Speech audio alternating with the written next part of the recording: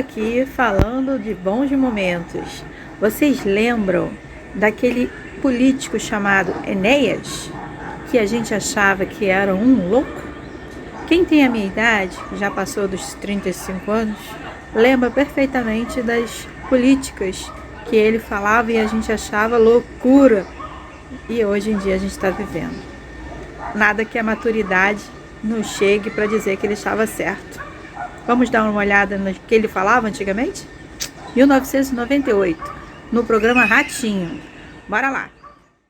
Poucos minutos, não, poucos segundos para fazer a sua propaganda eleitoral. E eu quero conversar com ele, porque ele é de volta, ele é candidato a presidente. Eu vou conversar com ele, abrir o microfone para quem quiser fazer pergunta para ele. Eu vou chamar aqui o doutor Enéas, é o meu convidado. Tudo bem, doutor Enéas? Tudo certinho? Deputado De Velasque, tudo bom? De Velasque? Senta ali, doutor Enéas, para a gente conversar mais à vontade. Vamos lá.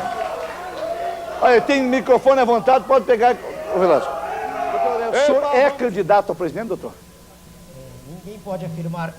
Ninguém pode afirmar isso ainda, só após a convenção. Sim, mas a convenção já está aprovada. Não, o que se pode afirmar, no nosso caso, eu só ouvi o PMDB, a discussão toda. No nosso caso, existe homogeneidade de opinião no partido que nós dirigimos e o PRONA, com certeza, vai indicar o nosso nome como candidato a presidente da República em junho, com certeza. Com certeza. Com certeza absoluta. O Brasil, na situação de hoje, doutor Enéas, como é que o senhor está vendo esse Brasil do Fernando Henrique Cardoso? Sua Excelência, o presidente da República, é a pior coisa que o Brasil podia ter tido nesses últimos anos. O presidente da República obedece a um comando alienígena, que não é do nosso país. Sua Excelência, o presidente, vem abrindo, escancarando todas as fronteiras para que o nosso povo receba quinquilharias como importados.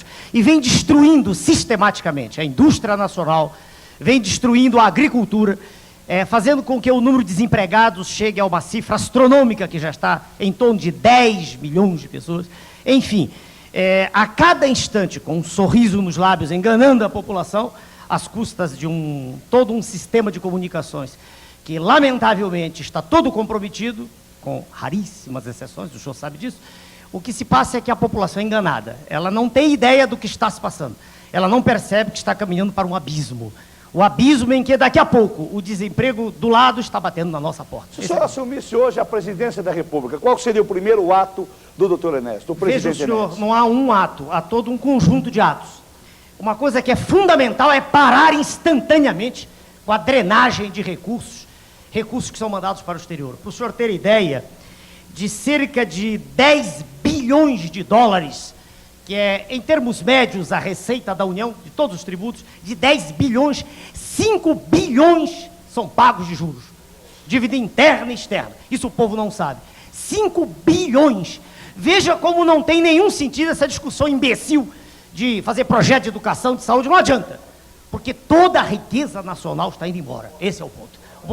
Então, há que, nesse instante, produzir, e isso é difícil até de dizer, porque causa um mal-estar, mas é preciso que exista uma ruptura com o que aí está. É preciso que se diga no cenário internacional que não se pode continuar mais assim, que é impossível continuar tirando sangue da população, sangue circulante. Não é mais possível. O senhor acha que lá fora eles vão aceitar? Não, nós estamos devendo. Veja o senhor. Nós estamos pagando uma dívida. É interna e externa. Esse é o problema. As taxas de juros do Brasil são as mais altas do planeta. Para o senhor ter ideia, nem a Rússia está no nosso nível. Se fizer uma análise técnica, juro nominal, real, que não interessa aqui. Mas a nossa taxa de juros é a maior do planeta. Então essa história de dizer que os capitais fogem é conversa fiada.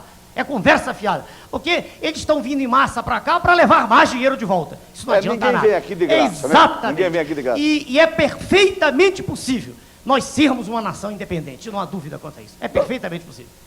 Deputado Velasco, vou conversar com o senhor agora, que também é do PRONA, que está trabalhando, que é um deputado que trabalha bastante.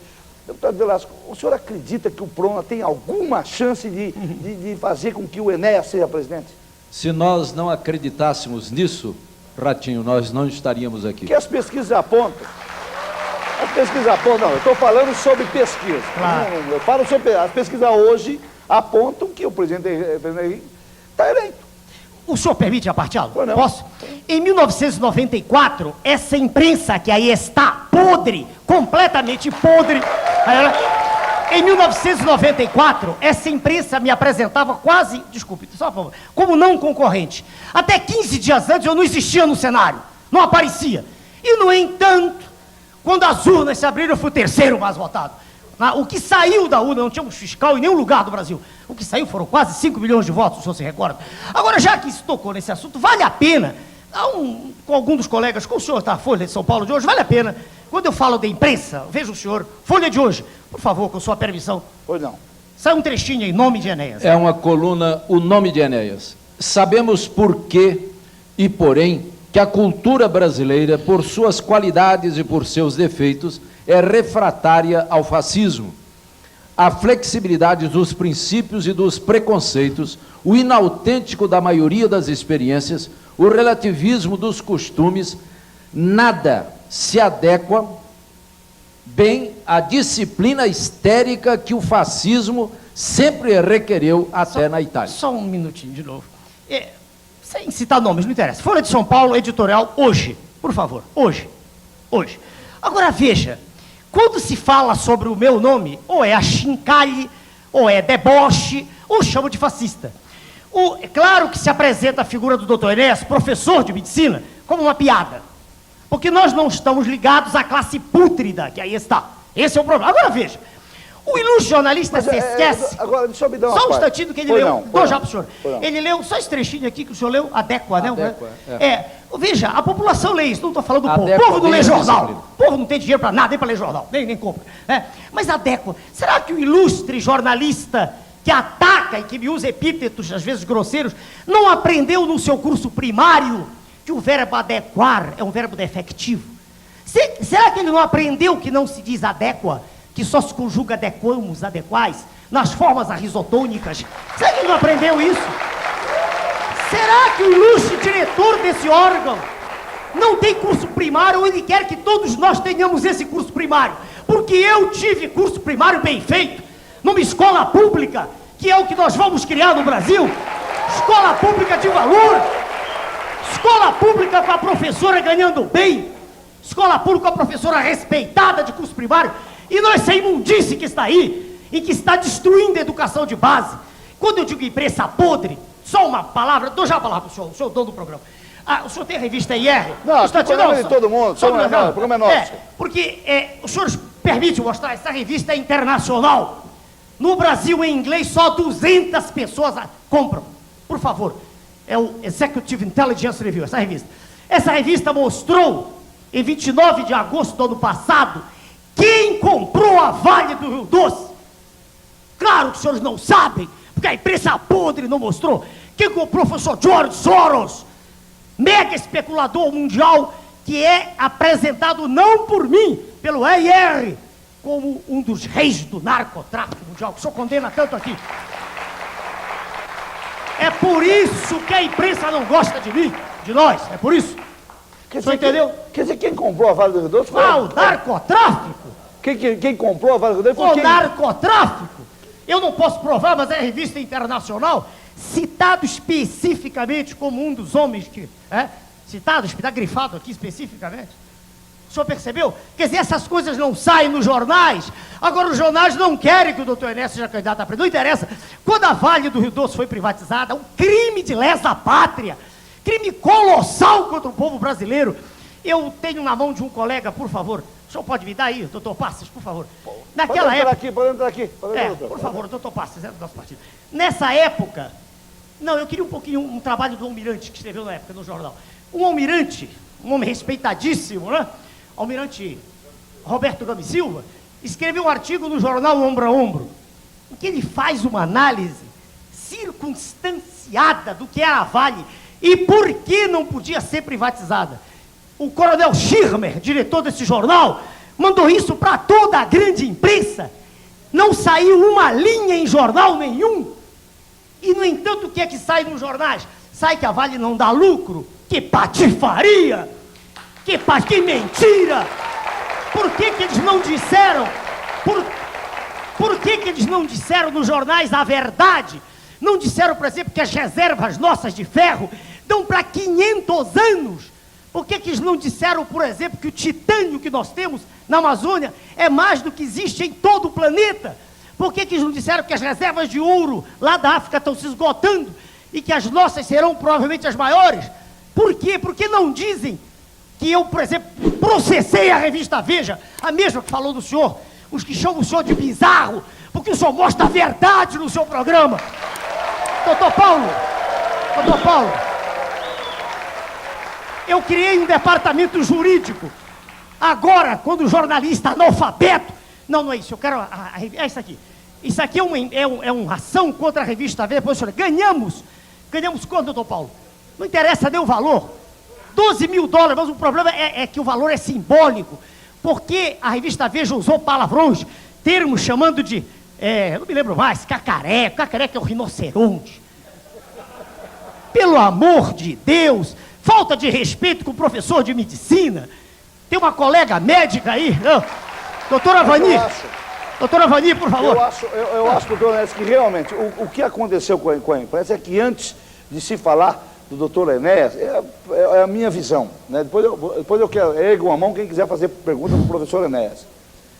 Quando o doutor Enéas apareceu como candidato, aquela forma de fazer a publicidade... Eu tinha 15 segundos, senhor 15 segundos, e você tinha que fazer daquele jeito, na rapidez, para falar pelo menos alguma 3 a 4 palavras por segundo? Qual é o imbecil desses que faz isso? Exatamente. Tem hipóxia cerebral? Eu acho que isso fez com que não deu tempo para a população do Brasil saber que o senhor é um grande professor de medicina que dá aula para mais de 1000 alunos. 250 metros agora no Rio de Janeiro pagam para ter aula.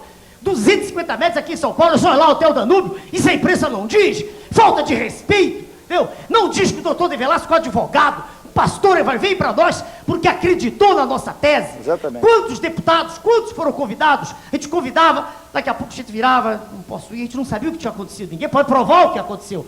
Mas havia uma pressão. O doutor De Velasco, com a dignidade, ele disse, não, eu leu todos os documentos. Aliás, o senhor pode dizer isso, o senhor leu tudo. Leu nossos documentos, a cartilha nossa, tudo. Quer dizer, falta de respeito com a população que votou, que acredita. Só uma pergunta que eu tenho aqui comigo. O menor, o senhor acha que o menor, tipo aí o adolescente até 14 a 18 anos, o senhor acha que ele deve trabalhar ou deve ir para a escola? Bom, peraí. Durante a idade escolar, ele tem que estar na escola. Só que aqui no Brasil não tem solução. A gente tem que olhar para o que está aí. Veja bem, se o filho não trabalhar, a família morre de fome, porque o pai ganha 120, o que é que ele vai fazer? 120, não sei, 120, 125, uma coisa. É tão ridículo esse aumento de salário que eu não gosto nem de gravar isso, entendeu? É uma farsa. Os senhores sabem disso. A população é enganada todos os dias. Desde que o acorda até a hora do... É terrível isso. É contra isso que nós nos pomos, o senhor entende? Nós queremos dar um basta nisso, basta. Quer dizer, do que adianta, por exemplo, os colegas do Conselho de Medicina, tá aí, eu pedi para a doutora mostrar 2 jornais, do Conselho Regional de Medicina do Rio de Janeiro, essa colega é médica, do Conselho Federal, 2 jornais, né? Veja o senhor, e dizem aqui, tragédia evitável, morreram 72 crianças em menos de 2 meses. Do que adianta mostrar, tá aqui, basta, o jornal diz basta de sofrimento, o outro diz assistência materno-infantil, sem que haja uma mudança no poder central, sem que haja um presidente da República preocupado com a sua pátria, preocupado com os interesses nacionais, não adianta, não muda nada. Doutor... O que é que o senhor faz sozinho? Diga a verdade no Congresso. Não, é bom o senhor falar. O que é que o senhor faz? O que é que o deputado faz no Congresso hoje? Bom, é claro que somos 1 sobre 513. E você esteve lá, Harvey. Exatamente. Você esteve, você representou o seu estado e você saiu por quê? Porque se sentiu menoscabado. Você sentiu... Eu não vou ficar lá batendo palma para louco dançar, não. Exatamente. Tá certo? Exatamente. E você perguntava se nós acreditávamos que ele tem mas chance. É em função exatamente disso, entendeu? Para nós basta função falar. Que a mídia está contra. Não faz mal, a mídia não me elege. Se a mídia elegesse alguém, o PT já tinha feito presidente há muito tempo, todo dia está no jornal. O que elege é a verdade. O senhor está com esse bobo por causa da verdade. O dia que o senhor começar a mentir, acabou. Quantos minutos o senhor vai ter quantos minutos o senhor vai ter na Depende televisão? do número de candidatos. Se houver 4, eu tenho 2 minutos. É mais do que suficiente. Com 1 minuto e 40, eu era desconhecido, fui para quase 5 milhões. A regra é chegar no segundo turno. E aí, Sua Excelência, o presidente, terá que discutir de frente E aí não poderá mentir. E aí, Sua Excelência... O senhor tem coragem de encarar o presidente Henrique num debate? Naquela época, veja o senhor, eu fui a 2 debates, não me perguntavam nada. Eu ficava no ostracismo. Era como se, em vez de professor de medicina, diplomado em matemática, diplomado em física, professor de português, era como se eu fosse um imbecil. Nada, ninguém perguntava. Eu só fiz uma pergunta do candidato do PT, uma vez só. Uma vez. Permitiram. E o senhor viu o resultado final. Agora eu pergunto, como é que o senhor acredita que vai se comportar uma autoridade que naquela época já não veio para o debate? Os 2 últimos debates foram cancelados em 94. Veja o senhor, diante da verdade, não há mais nada a ser dito, é só verdade. Mas nada. Verdade e força, convicção. E é por isso que chamam de fascista, o senhor entendeu? Que eu tenho convicção. Claro que nós acreditamos. Quando nós conversamos com... Mas, Velasco, isso que eu queria saber. Você, com toda essa mídia contra... Não faz mal nenhum. Você acha que tem chance? Claro. Eu creio que há um despertamento, Ratinho, para com as verdadeiras intenções da imprensa. Hoje, o seu público não é mais aquele público que pode ser enganado. Tanto que você tem a audiência que você tem, e essa audiência é uma resposta deste povo às verdades que você traz. Exatamente. Obrigado. É isso que é importante. O senhor me permite? É isso que é importante. O que a grande imprensa está fazendo, veja o senhor, é desviando a atenção da população dos problemas maiores. O senhor quer ver, por exemplo, o empresário Zé Raimundo, me traz aquela revista aí. Eu coligi algumas coisas para trazer. Pois não. Veja aí, Zé Raimundo é conhecido, senhor. Se alguém quiser fazer pergunta, como nós temos pouco tempo, Zé Raimundo é nosso pessoas também. Querem fazer Veja, pergunta? jornal, Tá. 2 homens se beijando. Isso é que é notícia. Veja, tá aí, o senhor viu isso? Jornal. 2 homens, Dois coisa homens se horrorosa. beijando. Hã? E dois- 2 homens. Veja bem, isso é notícia todo dia. Está aqui, 2 mulheres se beijando. Outra, 2 mulheres. O jornal que Não, diz... e a importância que deram ao projeto da deputada Marta Suplicy. Projeto de legalizar a união de indivíduos absolutamente pervertidos. Pelo amor de Deus! Desde quando homem e homem geram filhos? Eu não tenho medo de dizer isso, nunca tive. Pelo amor de Deus, eu sou professor de medicina. Sentado está professor Veronese, por favor. Professor da USP, bota a câmera dele. Professor, por favor. O professor está aí. Professor, o senhor conhece? Professor nome, sim. Ricardo Veronese. Professor Ricardo De nome, Veronese é a como é que é, maior professor? autoridade Só conhecia do de nome. Brasil. Como é que é, senhor? Tudo bem? Maior Tudo autoridade... Obrigado, professor. Doenças infecciosas está no nosso partido. Por favor, que o professor Veronese vem porque ele participa dessas ideias. Ele é professor egrégio da USP. Por que o senhor vem para o nosso lado, professor? Por favor. Eu vim porque você é médico, você é honesto, você não tem rabo ligado a nenhuma dessa corja de corruptos que governa esse país. Tudo bem. Obrigado, professor. Obrigado. O William Barbosa, radialista ali, quer fazer uma pergunta para o professor Enéas, William? Para mim ou para ele? Um abraço, Ratinho. Só como curiosidade, hoje na Folha de São Paulo também, uma pesquisa feita pelo PSDB e apontou você como homem de televisão de maior credibilidade do momento no Brasil. Não sei se você está sabendo disso. Eu li na Isso. Folha. Eu gostaria de perguntar para o doutor Enéas, se ele fosse eleito presidente da República, o que ele ia fazer também com essa corja que comanda os planos de saúde no Brasil? E eu gostaria até de nominar um plano. Nós temos 6 pessoas que estão hospedadas onde eu me encontro, um de Campo Grande, Mato Grosso, o outro de Uberlândia, e um cidadão de Goiás, outro de Orlândia, interior de São Paulo, que para conseguir um transplante de medula óssea, sendo sócio da Unimed, tiveram que entrar ganhar na justiça uma liminar para poder fazer o transplante. Aí o hospital não quer fazer porque diz que a Unimed não paga os hospitais. Eu queria saber o que ele vai fazer com essa máfia dos planos de saúde. Veja bem, mais uma vez, a questão que o senhor aborda, e é claro, o senhor aborda de modo... Eu não estou vendo, rapaz. O senhor aborda de modo particular, um assunto específico. O William Barbosa é radialista da Pois não. Rádio Não é Record. particular, no nome de 8 pessoas. Não, sei, eu não estou dizendo que é particular do senhor, eu digo, é uma questão dentro do sistema de saúde. Porque há outras, há crianças morrendo em maternidade, veja, há 6 milhões de pessoas com doença de Chagas, há 5 a 10 milhões de pessoas com esquistossomose mansônica, há um surto de dengue que já matou gente, veja agora. Então há muitas questões, só para lhe responder. É quase impossível abordar uma questão dessas de maneira isolada. O problema é sistêmico. Nós tivemos o ministro da Saúde, um homem de respeito nacional e internacional. O professor Adib já tem, que o senhor conheceu. Não conseguiu fazer absolutamente nada. Nada! sistema não deixa. Peraí. Veja o senhor, o ministro, qualquer que ele seja, obedece ao presidente da República. Vamos parar com toda a farsa. Quem manda no país é o presidente da República.